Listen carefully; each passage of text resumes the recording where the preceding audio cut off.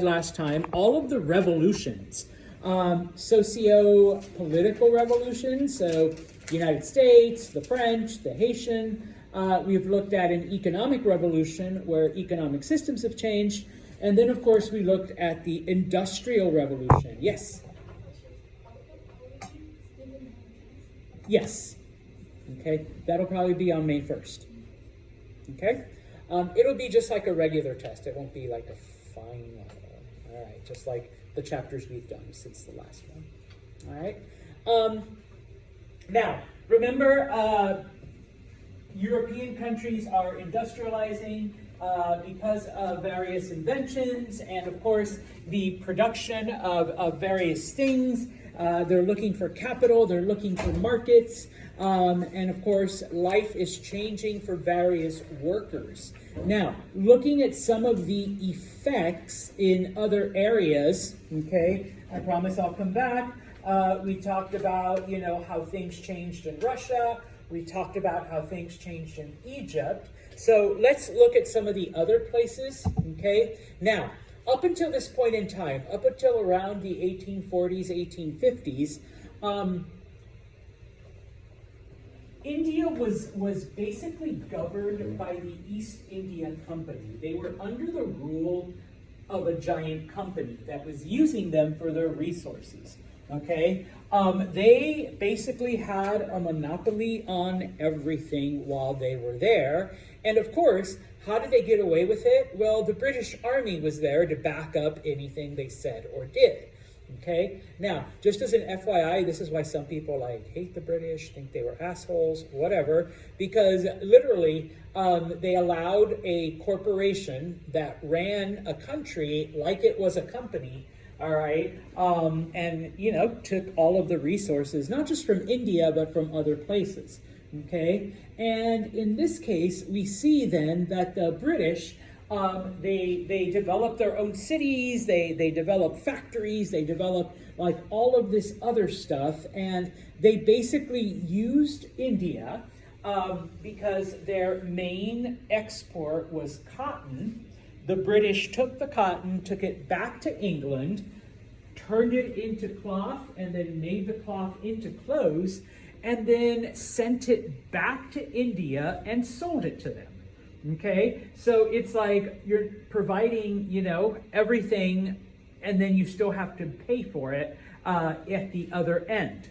Okay, and so we see then, I put here, that it was the British factories because they wanted more and more cotton, and they had all this fabric, but of course, you need to sell it somewhere. And yes, the British sold it, throughout Europe, in America, in different parts, but they sold it right back to the Indians as well, okay? And the irony, of course, is that India had been growing cotton since thousands of years ago and making their own clothing, but now, instead of, an Indian making their own clothing from the cotton they grew themselves, they had to grow the cotton, give it to the British turn it into clothes, and then they sell it back to India, okay? All right. Now, because the British began taking over so much, little by little, obviously, they're dominating the local culture, okay? And so in this case, we see people in India begin to lose their traditions, they begin to lose their individuality, and they begin to absorb British culture. And not that it's, today, India is actually the largest English-speaking country, more than the U.S. because of this British conquest, okay? Now, it isn't just like the culture. In this case, yes, the wealthy Indians were making out at first, but then as everything developed, eventually even they lost their status, their power, their wealth in favor of what the East India Company did. What time period was this? This was 1800s, so up until around 1850. It actually started in the late 1700s, but it runs up until then. Okay? Now, okay, Once again, you have Santos, you have maps. This basically just shows then when the British first originally went in, okay, they only controlled certain parts. This is right after the French and Indian War, okay, or I guess the 7 Years' War. Our part was the French and Indian War. By the time we get to the 1850s, the British controlled all parts of India. The purple was where there was actually like British soldiers. The green was you can't read it, but it says dependent states. They relied on the British for everything, okay, even though they had some local rulers, all right? China now, okay, what happens to China during this time? If you recall, about 2 chapters ago, we talked about the Qing dynasty and how they had, pushed people out. They had pushed out Europeans. Christian missionaries had tried to convert them to Christianity without success. And so for the most part, okay, China ignored the rest of the world. And to be honest, the rest of the world kind of ignored China, okay? The only place that Europeans really were around was in Canton, but there were very strict rules as to who could interact with Europeans and like what type of materials they could go back and forth. And does anyone remember what is the only currency that the Chinese accepted? Silver, okay? And so, yeah, all right. Just a couple of things, okay?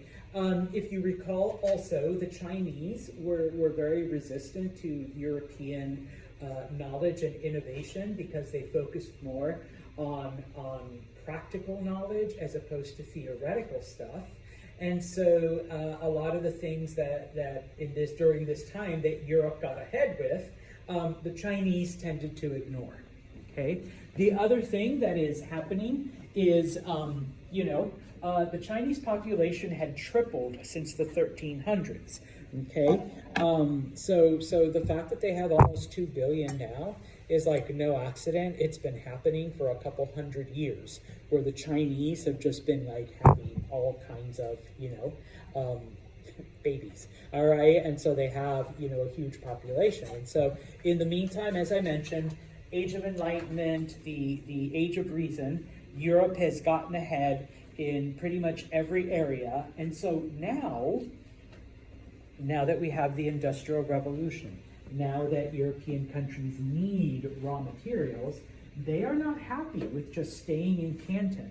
They are not happy with just, operating under these laws that the Chinese put them under, okay? And of course, now the Europeans have the not just the money, but the power to be able to demand more and get it from the Chinese, all right? And so, we get a period known as the Opium Wars, all right?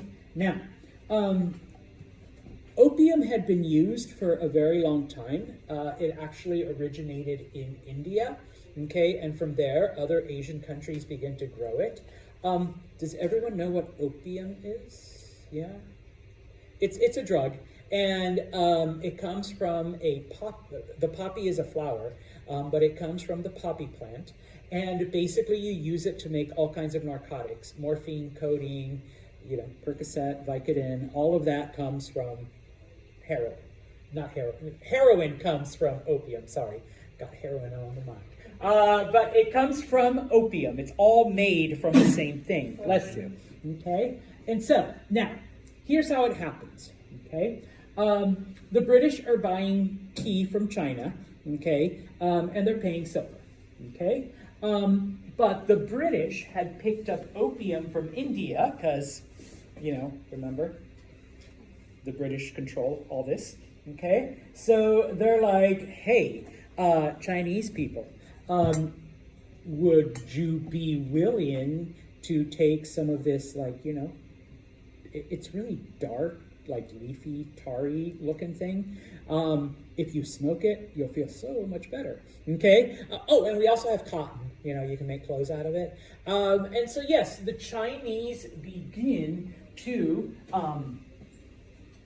buy the opium, or accept opium as payment along with silver and cotton, Okay?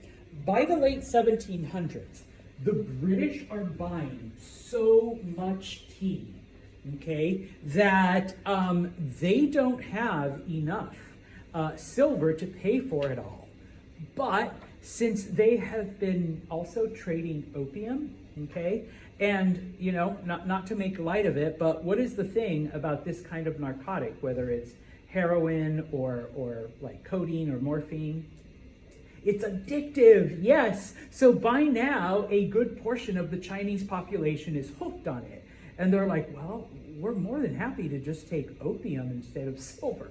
All right, and the British are like, fuck yeah, we'll give you opium for all the tea. And that's where the expression, like all the tea in China comes from. Yeah, we'll give you like all the opium you want. Eventually, the Chinese are like, fuck it, we ran out of tea, but give us opium.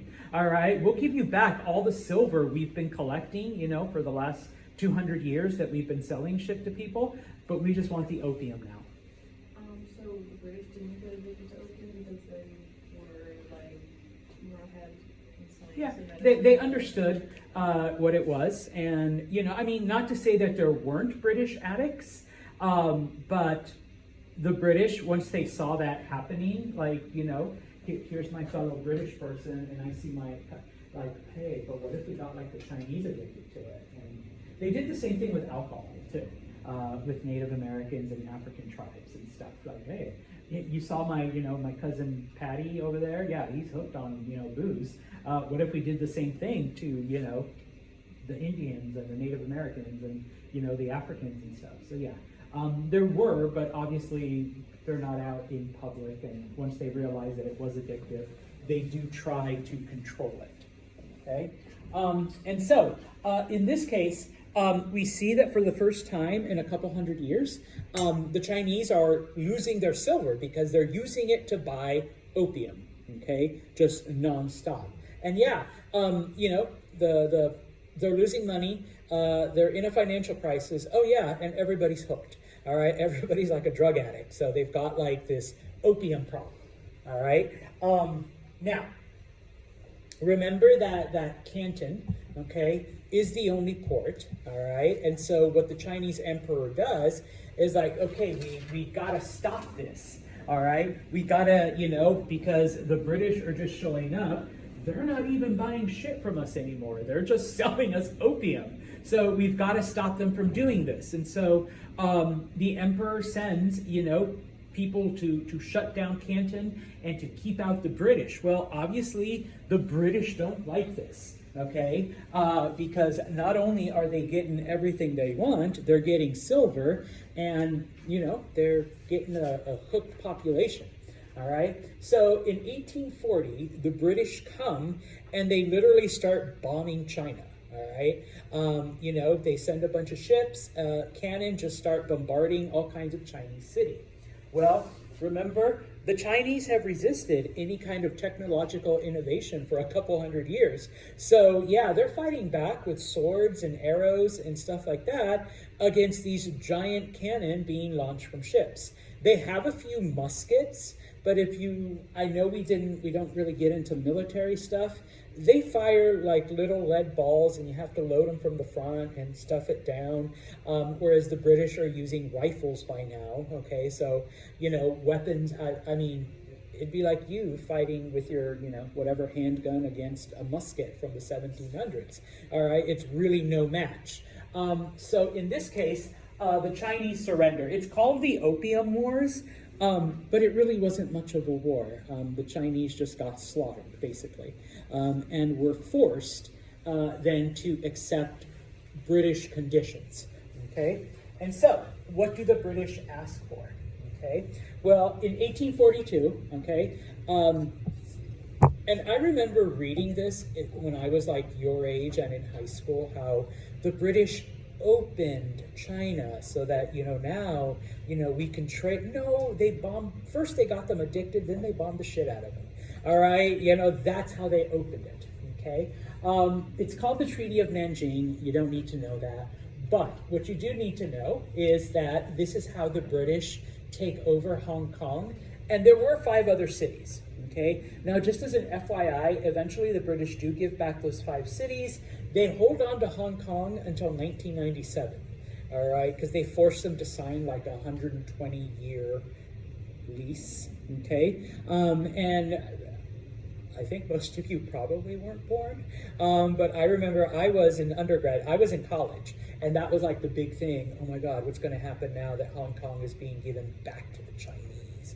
You know, because it was a British colony, like my entire time growing up and into my early 20s.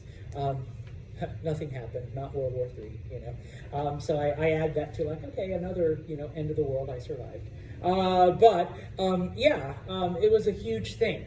The British then are able to do that. And of course, they changed the laws because now, in addition to those 5 cities, okay, the British can live anywhere they want. British can go wherever they want in China, number 1. Number 2, they don't have to obey any Chinese laws. They can do whatever pardon my Chinese, whatever the fuck they want when they're in China. If they want to, you know, burn shit down, they want to beat people up, they want to rape, whatever, they're British. They can do what they want, okay? They're not subject to any Chinese law. Oh, and by the way, you have to pay us back for this little war. So all of those cannonballs we shot at you, yeah, you're going to have to pay us back for that. Okay. And by the way, yeah, your population is still, you know, hooked on opium. Now, when everybody else sees this, every other European country now wants the same deal. Even the United States. I know they don't usually teach this in U.S. history, but the U.S. also did the same thing. The U.S. took over parts of China, forced them to trade, you know, gave them more opium, all right, like type of thing. And so by the time we get to 1850, all right, most of the coast is run by either Europeans or Americans. Okay, you know, they're the ones that are controlling basically everything that's happening. But China is huge. Once you get past the coast, though, the rest of China was still like Chinese. And so if it wasn't for that, and I'm assuming that's basically where most of like the non-addicted people were, then yeah, most of China still becomes isolated. And there's actually really old stories of people like leaving the coastal areas, you know, family and friends, because, you know, oh my gosh, poor Angelina got addicted because of those stupid British. All she wants is opium now. Let's take her somewhere where, you know, we're in the middle of nowhere and has no access. And it would be literally weeks before she could get back to where there's any Europeans or Americans, okay, like type of thing. So this is what ends up happening to China, all right? Not a happy thing. Once again, like I said, you're getting maps. And so it shows basically, you know, the British attacking the various cities. The British took Hong Kong and Canton and Xiamen and Fuzhou and Shanghai. And then later on, like other Europeans come in and they take over other cities. Americans come in and take in other cities. And so basically everything along the coast became, you know, the possession of different countries. But China's so big, all right, that, like I said, people were still, oh no, didn't make China bigger. People were able to escape into the interior, all right? And so that ends this chapter. So I'm gonna right away jump into the next one. Where are you? Did I lose it? Yes, I did. Okay, I hate this. All right, where are you? Settings. Although I have this down already. Duplicate and changes. Okay, so we will go back to Europe and go back just a few years because we do see the beginnings of what would eventually become modernization, or the things that we see today, okay? Once Napoleon was defeated, all right, we enter what is called the Restoration period, all right? France went back to being a monarchy, okay? France brought back a king. Now, Louis the 16th got his head cut off, so did Marie. Louis the 17th died in jail, but Louis's brother had managed to escape, and so he came back. In honor of his dead brother and nephew, he also he changed his name to Louis, and he became Louis the 18th. Okay, so he continues ruling. Okay, now, obviously we have different people. We had conservatives in France. Some people called them reactionaries, who basically wanted everything to go back to the way it was before the revolution. Okay, so king controls everything, nobles, official dress getter and shoe shiner, and the church has power, the nobles have power, the average people pay all the taxes, all of that stuff. Okay, now, liberals, okay, they wanted to keep some of the things that Napoleon had done and some of the things that the revolution had done. Because remember, it did, start off as liberty, equality, brotherhood, like taking some of the values of the American Revolution. And of course, Napoleon completely redid the legal system to make it more equitable. He removed the concept of privilege so that, the things that you got were because of merit.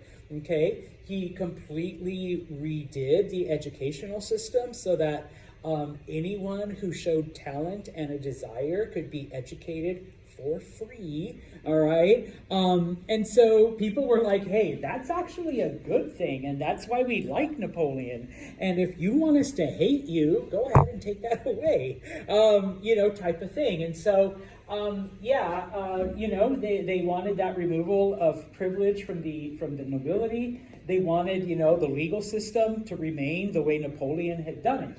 Okay, now, there was a third group in France, and these were known as radicals, who wanted to change things even more. Okay, they were like, no, we need to not only keep everything Napoleon did, but then start changing things that he didn't get to change. All right, and so these radicals were basically what brought liberals and conservatives together and made them agree on certain things.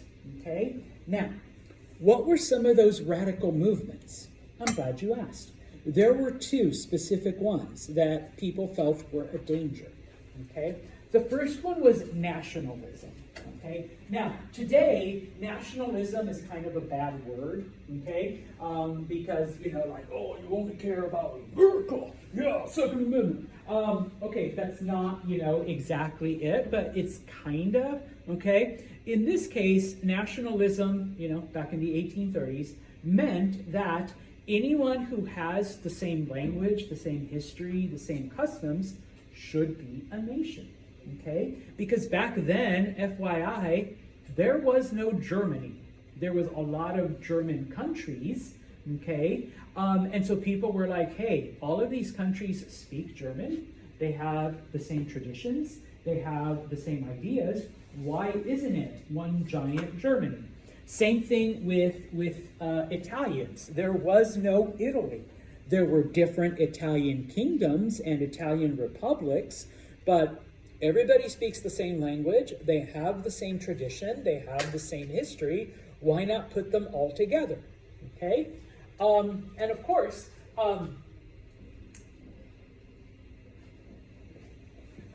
there were other groups. And so in a lot of cases, these nationalist groups tried to absorb those other groups. They thought, yeah, no, we've got this little group of people. No, they don't need their own country. They can just be part of ours, type of thing. Okay? And so radicals and liberals, basically the only thing they agreed on was that if we give in to nationalism, it will overthrow our king. It will overthrow the whole concept of monarchy. Okay, because we have kings and stuff, and they rule over different peoples. But if these peoples now have their own country, for example, each one of those German kingdoms had a king. Well, if we bring all those Germanies together, who's going to be the one? And what about the rest of the kings? What happens to them? Okay, so they saw it as a threat.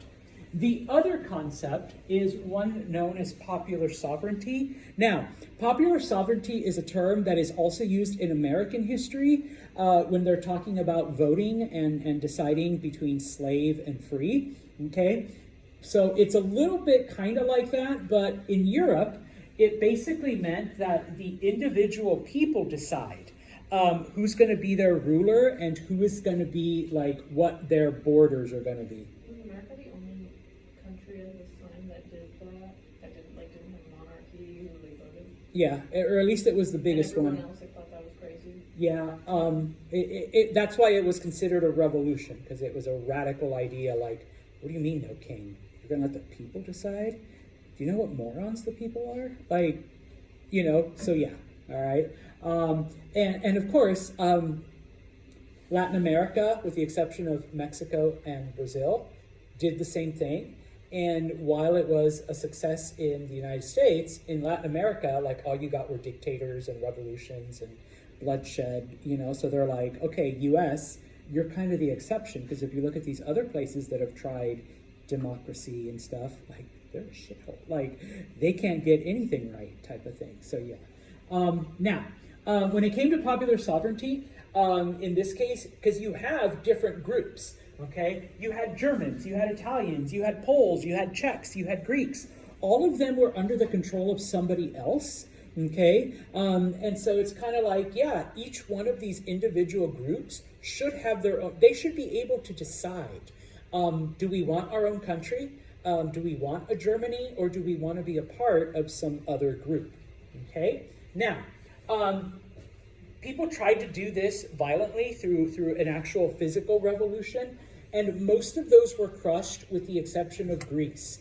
Greece rebelled against the Ottoman Empire, and in 1832, they were successful, and for the first time, like, since ancient history, there was a Greece, okay? It became an actual country. And if you recall, anyways, like, even in ancient history, there was no real Greece.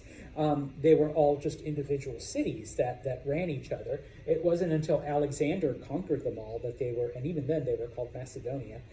So this is like the first time ever, okay? So Greece is formed as a country, but other than the Greeks, okay, all of these other groups were still like parts of different countries, okay? So we see, like I said, the birth of this nationalist spirit, okay? Now, because most of these movements were destroyed, were crushed, were brought down, okay, how do we keep this hope alive, all right?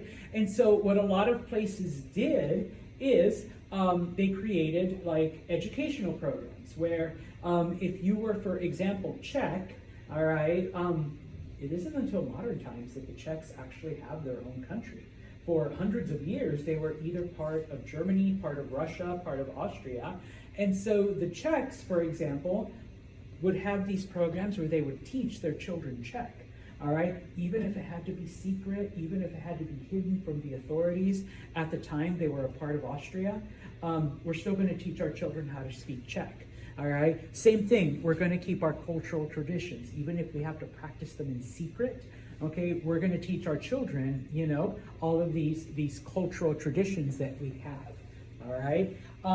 And especially, okay, and this is why I think we get, as some of the first countries, Germany and Italy, Hungary, kind of, sort of, okay, because not only did they have these education and cultural programs, but they formed secret societies that completely and overwhelmingly would plan. They would stockpile money. They started to stockpile weapons. They started to stockpile all of these things. And they're like, okay, it's not going to happen in my time. It may not happen in my son's time, but definitely my grandson will live to see a united Germany, or a united Italy, or a united and independent Hungary.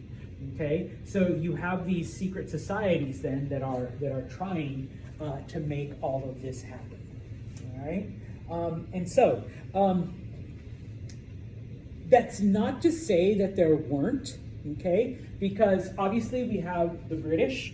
Okay, we have the French, are all one country. The Spanish. All right, and so people were like, yeah. And just to show, and we'll kind of start to wrap things up. Yes. Austria, is right here, and it had its own country, but It also controlled the Czechs. It controlled the Slovakians. It controlled, part of Bosnia. It controlled the Hungarians. And so all of those groups, and it even controlled Italians, it controlled the northern part of Italy. And those people were like, okay, why do we have to be under the control of Austrians? Why can't we have our own country? At the same time, you have the various German kingdoms, okay? The biggest one is Prussia, all right? But you have other German kingdoms that are like, if we speak the same language, we, for the most part, have the same religion. I mean, there's Catholics and Lutherans, all right? But we have the same history. Why can't we be the same country? And the same thing with the Italians, okay? There were at least 5 different countries that were Italy, okay? Why can't we be one country, all right? So these movements begin to get a lot of popularity, all right? Now, in addition to nationalism, okay, we have more movements, socialism and communism, all right? Now, it's slightly different from what we think of today, okay? Because obviously, just like capitalism, it changes over the couple hundred years that we've had it, okay? But both socialism and communism come about as a result of the rise of capitalism, okay? Remember, people's lives are changing. People are being forced into factories, are being forced to live a certain way, are overcrowded, their lives are 12-hour days of nothing but work, 6 days a week. And in this case, they're usually not making a whole lot of money. They're losing whatever skills they had in repetitive and often dangerous work. Okay, and so the question becomes, all right, what is being done to protect the worker? Okay, and so socialism asks the question, number one, that wealth gap. Okay, what is being done about it? How is it fair that the people that are actually doing all the work are not seeing any of the money? Okay, and of course, because the only thing you're doing is, as I said on Friday, putting bracket A into slot B, all right, you're basically a zombie. You're doing the same routine over and over and over again, 12 hours a day, 6 days a week, okay? You are literally just a mindless machine, except you're made out of flesh, okay? And you no longer know how to do anything else. Okay, at least before you lived on a farm, you did a bunch of different things. Okay, and so in this case, we've had revolutions against the government. Okay, but social, nationalism wants to overthrow the government and put in, Italians together and Germans together and whatever. But socialism says, no, that's not enough. You also have to get rid of capitalism, not just get rid of whatever government you're using. All right, and so. We see that during this time, various members of socialist and communist groups, okay, they become a part of any kind of riot, any kind of protest, any kind of whatever, all right? And it doesn't matter who it is or what it's protesting. Socialism and communism, they're like, we need to find followers in whatever marginalized group is out there, because everybody will benefit from this redistribution of wealth, okay? Feminists, all right, of this time period, even though they weren't, communist or socialist per se, they figured that, yeah, this would be the easiest way for us to kind of, get us the vote, get us, more rights, because as long as you're redistributing all this stuff, hey, give some of it to the women too, all right?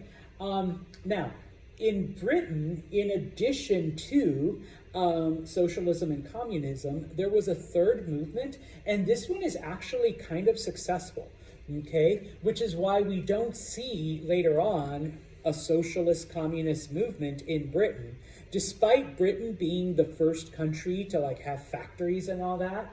And the movement is known as Chartism. And it gets its name from something called the People's Charter, okay? what the people wanted, okay, because if you take a step back, remember that, yes, people could vote, all right, but there were certain qualifications, and even if you were a white person, okay, does anyone remember what's the one thing you had to have in order to vote?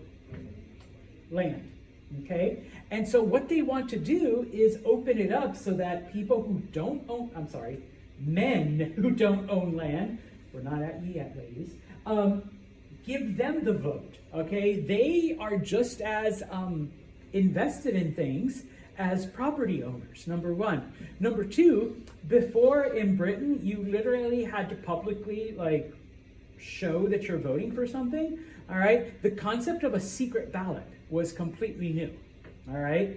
Today, if you voted last week, we had elections, just FYI. All right, you get your little booth, you mark your things, you take it in the manila envelope, you slide it into the machine, all right? Nobody really sees it, all right? Before, you actually had to show what you were voting for.